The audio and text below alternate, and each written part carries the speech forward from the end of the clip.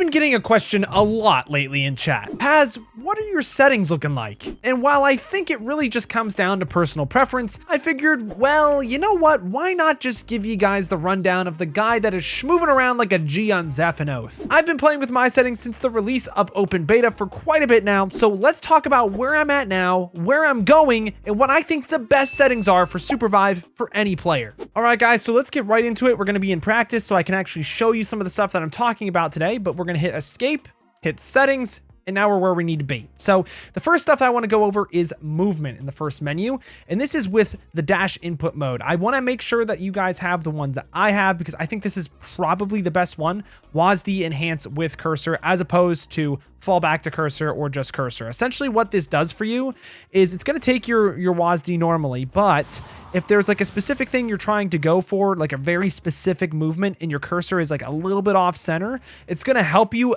be a little bit more precise with the movement that you have. You're not really going to notice it. It's going to feel pretty intuitive. The one thing I will say is that you will probably notice this with a power like the grapple hook, which I personally really enjoy on Oath, having this setting on. If I can get it to you guys, I mean, it's going to be hard to show you, but there are a few clips in some gameplay videos I do plan on releasing to the channel soon, or maybe I already have released at this point whenever I release this video, that will be very apparent that this is very helpful, where I'm almost there on with the cursor, almost there with WASD, but the game kind of knows I'm going for that, and it gives you that little extra nudge just so you don't have to be 100%, more like 90% precise with where you're going. It doesn't get intrusive. It's very helpful. On top of that, the next thing that you really need to make sure is on is this show character ground circles. I just recently turned this on. Here, I'll turn it off for you really quick. See, as below my character, you can't really see my hitbox, but when I go back and I turn this right back on, this is quite helpful. I can actually see exactly what the hitbox is. I don't have to guess based on what the character model is showing me. I'm a little bit new to this setting. I haven't seen enemies yet with it. I'll probably show some of that on screen, but trust me when I tell you, you're going to hit more shots when you're looking at the circle and not the character. Like, I'm telling you straight up, I wish I had this on sooner. And this honestly might even be a new setting as well. Now, we might have jumped the gun a little bit because now we're still looking at aiming. Another one that's really important is that you don't want to limit the aiming cursor. You want to make sure that it's showing the aiming laser. I'll turn this one off real quick. See how this doesn't actually show me how much range I have? It just shows nothing. You really want to make sure that you have the showing aiming laser on set to on. And look, it doesn't. You can now see how far your stuff goes, even if you want to go farther. This is another thing with aiming. You must have this on. It is so helpful. It is absolutely a must. You also want to make sure that you don't have this limiting it to a cursor. I personally don't like that setting. I used to have it on. It's definitely not ideal. You want to make sure you always know how far your shots can go. You're always at your max distance. Super helpful for the HUD. It is like the one thing that I think everyone needs to make sure they have. So let's move on to the next one, which is going to be the ability keybinds. Mine are a little bit weird. And I'm going to be completely honest with you guys. I never played League. So if you have League cooldowns that on specific keys that you like where it's at, I understand that. Understand for me, this is from an Overwatch, I know, filthy Overwatch brain perspective. That's what helped me out a lot. So what I personally think a lot of players should do, AFK warning, I'm not AFK, come on team. Something I think a lot of people should do is try to make it so that their glide is different than their jump. Now, I know I'm a little bit of a hypocrite. I personally have it on the same thing. I'm used to it. I don't get spiked a lot from this.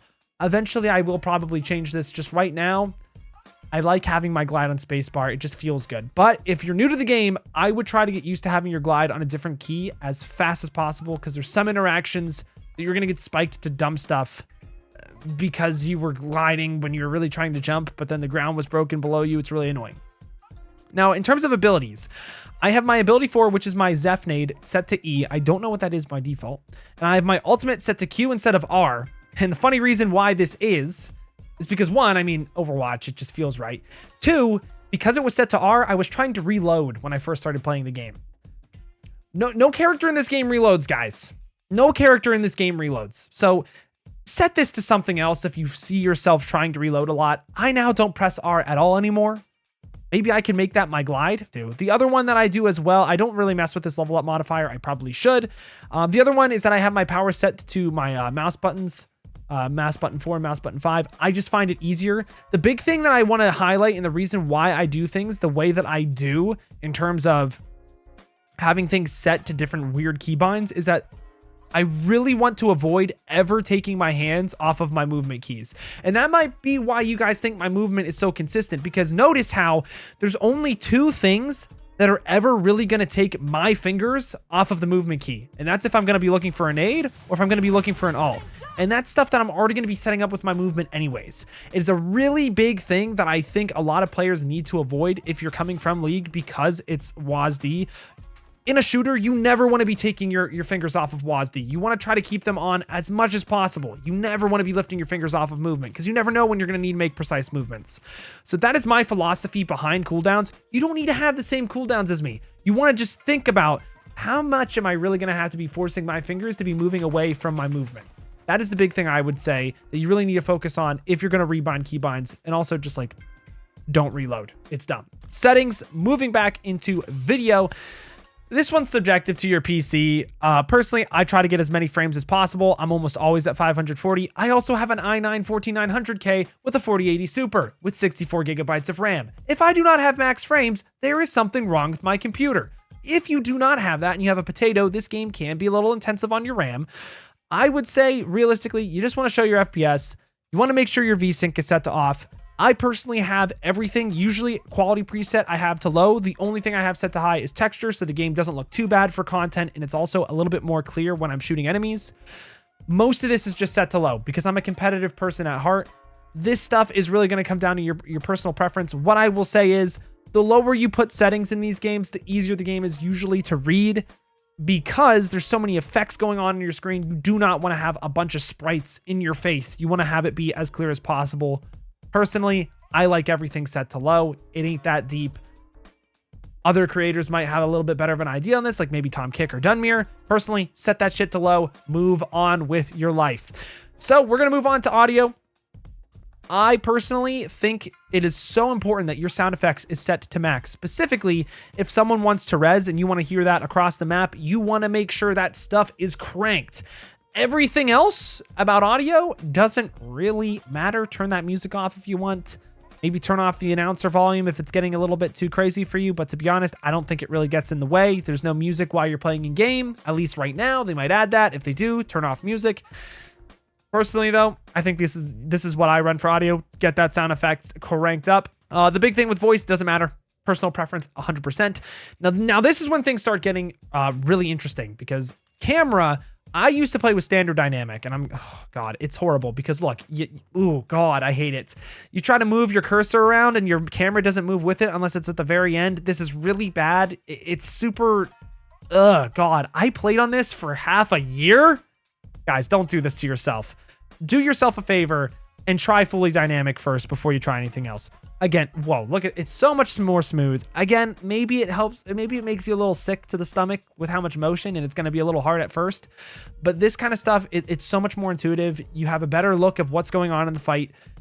I had played on standard dynamic for 6 months, and the moment I realized that this was a setting, I didn't even look back. Usually I look back. I didn't take a single look back. This helped me out so much more in fights. This is maybe standalone the most important setting outside of the aiming stuff that you can change for yourself. 100% play on fully dynamic. Maybe you want to switch with the dead zone a little bit, but I'm gonna be honest. I don't think any of the settings in this video is that deep. I think it's just like personal preference, sure, but this is the one that I'd say, yo, fully dynamic, like let him hang, play with this camera setting. Now, this is the one that I'm gonna yap with about the most because it's the one that I'm changing the most. It's the UI. But most importantly, all of this stuff is actually maybe going to give you a competitive advantage. The big thing that you want to think about with all this HUD, and currently it's going to look different for you. I actually have already changed some of this stuff, is that you want to make sure you get as much information out of the HUD as possible that's easily accessible to your eyes.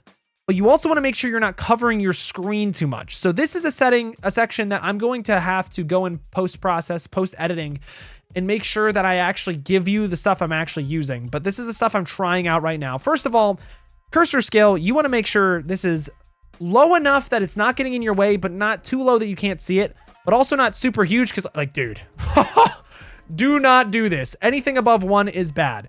Personally, I found the sweet spot to be about a 0.8. It's really, oh wait, you can type in this. Ooh, I find a 0.8 to be the most helpful because it's that perfect sweet spot of like I see it enough, but it's not too much in my way. And it makes it easier to see the circles. That's the big thing. I want to make sure it contrasts with the yellow and red on the circles. So I try to make it blue and green as well. Maybe some white in there too is fine. But yeah, usually I try to do cyan. The reasoning behind this is because RGB, those three elements are the easiest to see on computer screens. You want to make sure that your red, greens, and blues are typically what you want if you really want to see something. I might change this to be white, but personally in every game I play, I usually have my cursor set to cyan. I don't know, personal preference, but if you really want the scientific reason that I heard so many days prior to this, I think those three colors that I mentioned before are the ones that do the best on computer screens, so go for it. This is a controversial topic. All of these ones that are show RMB, show ultimate, I'll turn these two on real quick. As you can see on the cursor, there are now a lot more circles that are set on the cursor. This is if you want to see what cooldowns you have without having to look at the bottom left of your screen. Personally, I prefer in this current iteration of the way I do things, I like to have my secondary ability on to see if I have dash, but even then, I look at this, I could do without it because I don't even look at it, to be honest. I don't really look at any of these. The thing is that with all of my settings is I try to keep it as little as possible on my screen because I just don't need it. I don't need all that fluff. It just gets in the way. If you do feel like that helps you and you like to look at that and you maybe can get away with not having this bottom left HUD be so big, go for it. Maybe that's good for you. Personally, I just like having minimal things, and the stuff that really matters, I make sure I see it. That being like hit confirm confect, any detailed feedback about what's going on. I want to make sure that I have that on my cursor, that I know what's going on, the stuff that matters. But learning, I might turn this stuff off. I actually don't really know exactly what this is, but I try to keep this off just because it doesn't really matter to me. Tooltips, yeah, all of this stuff is just set to off. This is mostly just default. Auto zoom, I personally like. I still need to look into that a little bit. The HUD is when stuff starts to get very, very interesting. More so the HUD scaling. So the big thing is that I have my map is set to being a lot bigger. I have a lot of everything else being a lot smaller. Like I said before, the big takeaway that you want to get out of this section of the video is you want to get as much out of your HUD as possible while it not obstructing your fight as much as possible. But the ones I really, really, really want to show you guys that I think everyone needs to be thinking about is the mini map, the cursor that we already talked about, and then anything else that you can get smaller, which is typically going to be the bottom right so that you don't accidentally drop items. I've done that a lot. But the big thing is that the mini map, I'm going to actually make a whole separate video about looking at your mini map. This right here gives you so much information. On one of my streams, twitch.tv/PazSwagger, a little bit of a plug, and on YouTube.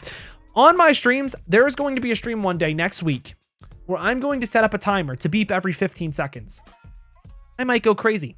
But you want to know why I have it every 15 seconds? Because that's how much, even more frequently even, you should be looking at your map. And I haven't actually gotten to test having a bigger map yet. But I really, really think having this to be as big as possible would be a benefit. Now, maybe not 1.25. Maybe that's a little bit too big. Maybe that's going to block a little bit of my vision to fight. Maybe we could get away with like a 1.1 or maybe a 1.15. You do not want your map to be smaller. I wish, actually, if a dev watches this, I wish we could have it so just the mini map was its own thing and then the team we could scale down to. That would be epic. But maybe that's a little too OP and they're trying to nerf this. I personally think everyone should try having your mini map bigger. I haven't tried it quite yet. All of this other stuff I'm going to have to play with a little bit. I don't think any of this stuff really matters, to be honest. Like, I like having my HUD scale be a little bit larger than the one on the right on the left, because then I can take a quick glance. I can see how much health I have. I can see all my ability cooldowns much easier. It's easier to level up. I can see stuff easier. That's also because I like having my cursor be a little bit less busy. If you want your cursor to be busier and have your bottom left to be smaller, chill. Go for it. I think that's a totally fine idea and it's totally reasonable. It's just one or the other. You don't want both. You don't want it to be too big. That's the big thing. You want to make sure you see as much as possible. And yes, like I said, the HUD scale on the bottom right, I have set to 0.85. I might make this even a little smaller. I might make it even a little smaller, to be honest with you. I still have to get used to all this, but like, I feel like a lot of the fights that I have typically go down to that bottom right part of the screen, maybe down to the bottom left part of my screen, where maybe I actually, you know what? And this is something I still need to play with. I actually might make this like a 0.9. That actually looks a lot better. So it doesn't get in the way as much. Like, maybe I do that. because it just makes fights easier. You don't get as much convoluted stuff. And then your eyes, the real estate on your screen is going to your map. You want it to be as much on your map as possible because that is going to tell you so much about the fight. And then after all that, I mean, other settings that you might want to have, I personally have all of this set to off. I don't like seeing my FPS. I don't like seeing my ping. You want to know why? If I see my ping spiking, I'm going to get pissed off and it's going to make my mental go to shit. There's no need for this. Personally, on top of that, dude, I don't need a bar of graphs going on the top right of my screen. My eyes are going to look at that. It's going to catch attention. I personally try to keep it as minimalistic as possible. I want to see what matters. Enemy teams in my backline slamming the shit out of me. That's what I need to focus on. Not my ping so I can complain and cope after the game. I don't care. See me the map, see the cursor, let me see where I can aim, and that's pretty much all I need to know. So that's all the settings that I would say. If you skipped to the end and you want to see the best stats or best settings that you need to be looking for, make sure that your aiming laser is set to on. You want to make sure you have as much range as possible. Make sure you're comfortable with your keybinds and you're not going to be moving your WASD as much as more than you need to. Video settings, make sure you're getting as many frames as possible. Get that fully dynamic cam on and make sure that your HUD is giving you as much information as possible, as minimally as possible. That's all that matters. Those are the takeaways. Thank you guys for watching this video. If you like this style where I just yap and there's minimal editing, let me know that because this stuff is a lot easier to keep up with daily uploads. But other than that, thank you guys all so much for watching. But until next time, I've got to peace out and Paz out. I'll see you in the next one.